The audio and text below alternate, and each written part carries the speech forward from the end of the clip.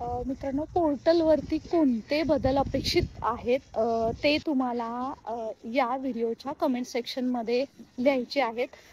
कारण मित्रांनो, जरी टॅब हा उपलब्ध होणार असला तरी सुद्धा त्याच्यामध्ये 2017 सारखं व्हायला नको.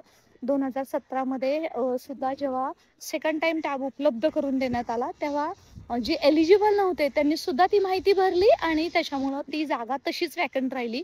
दुसऱ्या टप्प्यामध्ये आपण कन्व्हर्जन राऊंडसाठी नक्की मागणी करूया, परंतु त्या अगोदर या व्हिडिओच्या माध्यमातून मी ॲडव्होकेट प्राध्यापक बालू चव्हाण आपल्या सर्वांना आव्हान करते, अशा छोट्याशा मायनर गोष्टी जेणेकरून जागा वॅकंट राहणार असेल तर मात्र तुम्ही निदर्शनास नक्की आणून द्या. कमेंट सेक्शनमध्ये लिहा, ईमेल करा, जेणेकरून आपण तसा शालेय शिक्षण विभागाकडे पाठपुरावा करणार आहोत.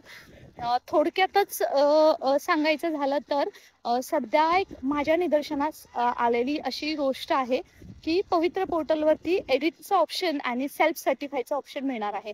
मित्रांनो, जी कागदपत्र अपलोड करण्याच्या तारखा आहेत त्या वेगवेगळ्या आहेत. फॉर एक्झाम्पल, एज्युकेशन क्वालिफिकेशन ते 12 फेब्रुवारी 2023चं जे लास्ट आहे त्याच्या अगोदरचं एज्युकेशन क्वालिफिकेशन तुम्हाला अपडेट करता येऊ शकतं. मग माध्यम असेल, डीएड असेल, बीएड असेल, टीईटी असेल आणि सीटीटी असेल. मग याचं काय तर जे डॉक्युमेंट्स आहेत, जे प्रमाणपत्र आहेत, फॉर एक्झाम्पल प्रकल्पग्रस्त, EWS किंवा बाकीचे डॉक्युमेंट एक्सेप्ट SCBC आरक्षणासंदर्भातील, तर ते अपडेट करण्याची ते अपडेट तुम्ही त्यापूर्वीच करू शकता. त्याची तारीख आहे 30 सप्टेंबर 2023. मित्रांनो, दोन्ही तारखा व्यवस्थित लक्षात ठेवायच्या आहेत आणि हे अपडेट करण्याची संधी पवित्र पोर्टलवरती मिळणार आहे. तशी आपण मागणी केलेली आहे, परंतु मित्रांनो हे लक्षात घ्या, आता ही संधी सेल्फ सर्टिफायचा एडिटचा ऑप्शन सगळ्यांना मिळणार आहे. असा तुमच्या आमच्यातला एखादा कॅन्डिडेट असाही असेल, त्यांनी आता 2024मध्ये एखादं प्रमाणपत्र काढलेलं आहे किंवा त्याचं एज्युकेशन कंप्लीट झालेलं आहे, एडिटचा ऑप्शन आला, तो ते भरणार आहे. पण ते व्हेरीफाय कधी होणार आहे हे लक्षात घ्या मित्रांनो. ते व्हेरीफाय होणार आहे जेव्हा मेरिट लिस्ट लागेल, जेव्हा आणि जेव्हा डॉक्युमेंट व्हेरिफिकेशन होणार आहे तेव्हा करण्यात येणार आहे. आणि मित्रांनो, हा दुसरा टप्पा आहे, त्याची कोणतीही वेटिंग लिस्ट नाही आहे किंवा त्याच्यानंतर हा पहिला टप्पा झाला त्यानंतर एक टप्पाचा गैरहजर राऊंड लागला तसा दुसऱ्या टप्प्याचा लागणार नाहीये. कारण तिसऱ्या त्याची कार्यवाही शासनाला काहीही करून करायची आहे. कोर्टात तसं प्लेडिंग दिलेलं आहे. आणि त्याच धर्तीवरती जर तुम्हाला असं वाटत असेल जागा रिक्त राहू नये तर सर्वांनी शक्यतो चुकीचे डॉक्युमेंट अपलोड करू नका. परंतु त्याचबरोबर असे आपण म्हटलं तरी बरेच लोक करतात. आपल्याला पहिल्या टप्प्याच्या वेळेस तुम्हाला अनुभव असेल, ऑप्टिंग आउटचा ऑप्शन देण्यात आला होता, तरी सुद्धा 19,000 शिक्षकांची म्हणजे देण्यात आला होता कन्व्हर्जन राऊंडच्या वेळेस.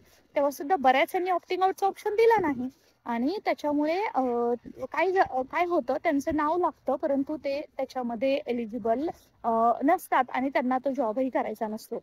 अशा चुका नंतर होऊ नयेत म्हणून हे सुद्धा पुढच्या आठवड्यामध्ये आपण शालेय शिक्षण विभागाच्या निदर्शनास आणून देणार आहोत की जी आत्ता एक आपल्यातलाच अभियोगता धारक आहेत पवार सर, त्यांनी हे माझ्या निदर्शनास आणून दिलेलं आहे आणि त्याचा फॉलोअप मी स्वतः घेणार आहे.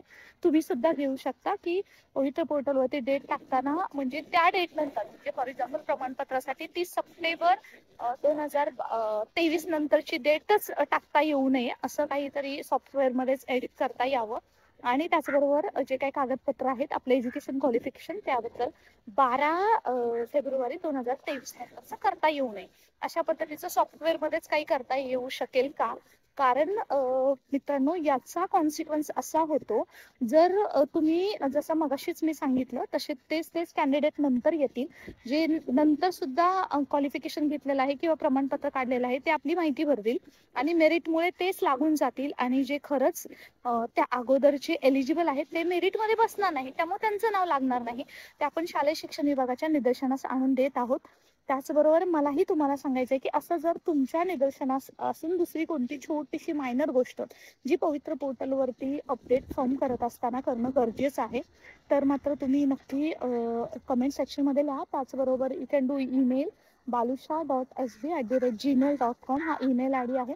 त्याच्यामध्ये लिहा, आपण शालेय शिक्षण विभागाशी पाठपुरावा करू. त्याचे एक मूर्तिमंत उदाहरण म्हणजे 2017मध्ये सुद्धा पवित्र पोर्टलद्वारे जेव्हा भरती होत होती तेव्हा EWS आरक्षण आलं आणि तेव्हा एडिट करण्याचा ऑप्शन दिला. बाकी ज्यांचं खरंच EWS सर्टिफिकेट नव्हतं त्यांनी सुद्धा ते एडिट केलं आणि नंतर ते डॉक्युमेंट व्हेरिफिकेशनमधून बाद निघाले. मित्रांनो, अजूनही तो रिक्त अपात्र गैरहजर राऊंड लागलेला नाही आहे आणि म्हणजे नंतरच्या वेळेस, परंतु त्यांचा तो लागणार तरी कदाचित, ते आता 15 फेब्रुवारीला तारीख आहे, तो लागेल तरी, परंतु सेकंड फेज आहे त्याच्यामध्ये असा कोणताही रिक्त अपात्र गैरहजर राऊंड लावला जाणार नाही. त्याचबरोबर कन्व्हर्जन राऊंड आहे, तो लावण्यासाठी एकदा का पवित्र पोर्टलवरती टॅब उपलब्ध झाला की आपण शासनाकडे फॉलोअप घेणार आहोत, परंतु एक मायनर गोष्ट आहे त्याच्याकडे दुर्लक्ष होऊ शकतं. त्याच्यासाठी प्लीज तुम्ही सतर्क राहा आणि पवित्र पोर्टलवरती तुमच्यापैकी बऱ्यापैकी IT बऱ्यापैकी ज्ञात असतं. अशा कोणत्या गोष्टी आहेत जेणेकरून जो गरजवंत आहे त्याला नोकरी लागेल, ज्याचं खरंच क्वालिफिकेशन आहे, जो मेरिटोरियस आहे त्याला नोकरी लागेल, याच्यासाठी आपण शासनाशी फॉलोअप घेऊयात. परंतु अशी जर तुमच्या निदर्शनास कोणतीही गोष्ट आली sir do let us know, कारण जेणेकरून आपण तसा शासनाशी फॉलोअप घेऊन, कारण प्रत्यक्ष स्वतः मंत्रालयातील सचिव साहेब आहेत, त्यांनी सांगितलेलं आहे की अशी कोणतीही गोष्ट जेणेकरून तुम्हाला वाटत असेल की त्याच्यामध्ये चेंज करणं गरजेचं आहे तर मात्र आमच्याकडे या आणि आम्ही त्याचा फॉलोअप घेऊ, त्याच्यावरती विचार करू आणि त्याच्या पद्धतीने कार्यवाही करू.